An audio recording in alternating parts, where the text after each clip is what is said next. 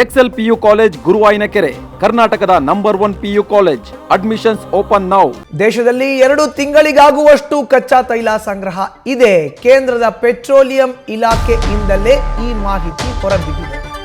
Israel America ಜಂಟಿಯಾಗಿ Iran ಮೇಲೆ ದಾಳಿ ಮಾಡ್ತಾ ಇದೆ. ಹಾರ್ಮುಜ್ ಜಲಸಂಧಿ ಬಂದ್ ಆಗಿದೆ, ಅಲ್ಲಿಂದ ಹಡಗುಗಳು ಬರ್ತಾ ಇಲ್ಲ. ಹೀಗಾಗಿ ಕಚ್ಚಾ ತೈಲಗಳು ಭಾರತಕ್ಕೆ ಬರೋದು ಕೂಡ ಕೊರತೆ ಉಂಟಾಗಿದೆ. ಬರ್ತಾನೆ ಇಲ್ಲ ಅಂತ ಹೇಳಕ್ಕಾಗಲ್ಲ, ಬರುತ್ತೆ, ಬಟ್ ಮುಂಚೆ ಬರ್ತಾ ಇದ್ದಷ್ಟಿಲ್ಲ.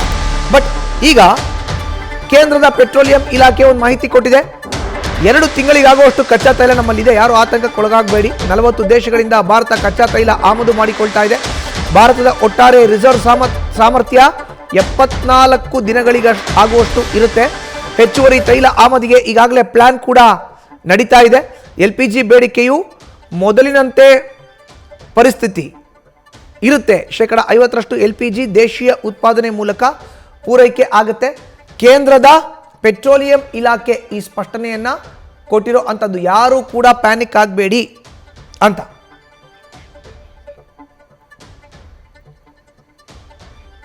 ಇನ್ನು ಭಾರತದ ಪೆಟ್ರೋಲ್ ಸಂಗ್ರಹ ಹೇಗಿದೆ ಅನ್ನೋದನ್ನ ನೋಡೋದಾದ್ರೆ, ಸ್ಟ್ರಾಟಜಿಕ್ ಆಯಿಲ್ ರಿಸರ್ವ್ನಲ್ಲಿ ಇರುವಂಥ ತೈಲ 9 ರಿಂದ 10 ದಿನದ ಅಗತ್ಯವನ್ನು ಪೂರೈಸುತ್ತೆ. ಇದು ಮೊದಲನೇದು. ಇನ್ನು 3 ಸರ್ಕಾರಿ ತೈಲ ಕಂಪನಿಗಳ ಬಳಿ ಇರುವಂಥ ತೈಲ 60 ರಿಂದ 70 ದಿನದ ಅಗತ್ಯತೆಗೆ ಸಾಕಾಗತ್ತೆ. ಮೂರನೇದು, ಇವುಗಳ ಜೊತೆಗೆ ಕೆಲ ಖಾಸಗಿ ತೈಲ ಕಂಪನಿಗಳು ಕೂಡ ಭಾರತದಲ್ಲಿ ಕಾರ್ಯಾಚರಣೆ ಮಾಡ್ತಾ ಇದೆ.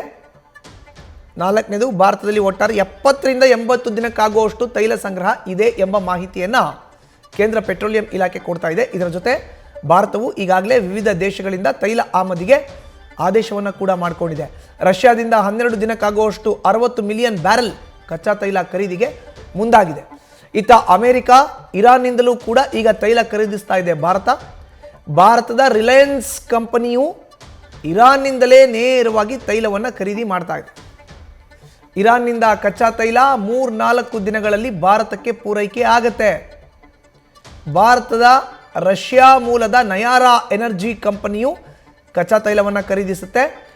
ಹರ್ಮುಜ್ ಜಲಸಂಧಿ ಹೊರತುಪಡಿಸಿ ಬೇರೆ ಎಲ್ಲ ಜಲಮಾರ್ಗಗಳಿಂದ ಕಚ್ಚಾ ತೈಲ ಖರೀದಿ ಆಗತ್ತೆ. ಬೇರೆ ಜಲಮಾರ್ಗಗಳಿಂದ ಯಾವುದೇ ಅಡ್ಡಿ ಇಲ್ಲದೆ ಭಾರತಕ್ಕೆ ಕಚ್ಚಾ ತೈಲ ಪೂರೈಕೆ ಆಗುತ್ತೆ. ಅಫ್ಕೋರ್ಸ್ ಇಸ್ರೇಲ್ ಅಮೆರಿಕ ಜಂಟಿಯಾಗಿ ಯುದ್ಧ ಮಾಡ್ತಾ ಇರೋದು ಇರಾನ್ ಮೇಲೆ. ಹಾರ್ಮುಜ್ ಜಲಸಂಧಿ ಬಿಟ್ಟರೆ ಬೇರೆ ಎಲ್ಲ ಜಲಸಂಧಿಗಳು ಕೂಡ ಓಪನ್ ಇದೆಯಲ್ಲ, ಅಲ್ಲಿಂದ ಬರಬಹುದು.